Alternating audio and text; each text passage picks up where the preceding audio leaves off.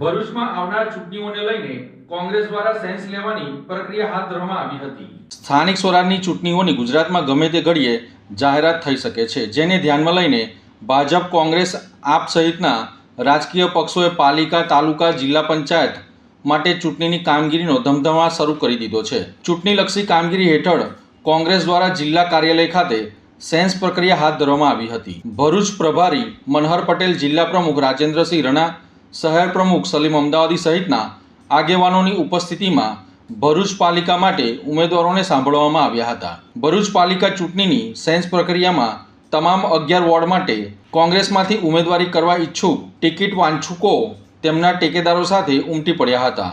નિરીક્ષકે ઉમેદવારોને રૂબરૂમાં મળી તેમને સાંભળી તેમના સેન્સ લીધા હતા। હવે પાલિકા માટે કોંગ્રેસના ઉમેદવારોના નામો પ્રદેશ કોંગ્રેસમાં મોકલી આપવામાં આવશે, તેમ મનહર પટેલે જણાવ્યું હતું। પ્રદેશ કોંગ્રેસના આદેશ અનુસાર સવારે 10:30 કલાકથી ભરૂચ અમારી કાર્યાલય ખાતે ભરૂચ નગરપાલિકાના સેન્સ લેવાની પ્રક્રિયા ચાલુ છે। ખૂબ ઉત્સાહભેર ઉમંગ સાથે યુવાધન, મહિલા, ઓબીસી, એસટી, ઓબીસી તમામે ટિકિટની માંગણી કરી છે ને મારે ધ્યાન પ્રમાણે 200થી વધારે ફોર્મ ભરાયા છે। તમામના વ્યક્તિગત સેન્સ લીધા છે। પક્ષ સાથેની વફાદારી, પક્ષ સાથેનું કામગીરીને ધ્યાનમાં લેવામાં આવે છે। યુવાધનને, શિક્ષણને પણ ધ્યાનમાં લેવામાં આવે છે।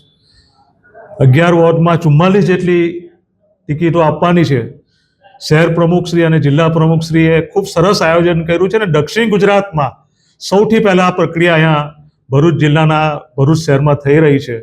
હું ભરૂચના અમારા કોંગ્રેસ પરિવારની પણ તમામને આજે મેં જોયું છે કે ભારતીય જનતા પાર્ટી સામે જબરજસ્ત ઉગ્ર એક વિરોધ છે અને એના પરિણામે ખૂબ લાંબા સમય પછી ફરી એકવાર ભરૂચમાં નગરપાલિકા કોંગ્રેસની બનવા જઈ રહી છે।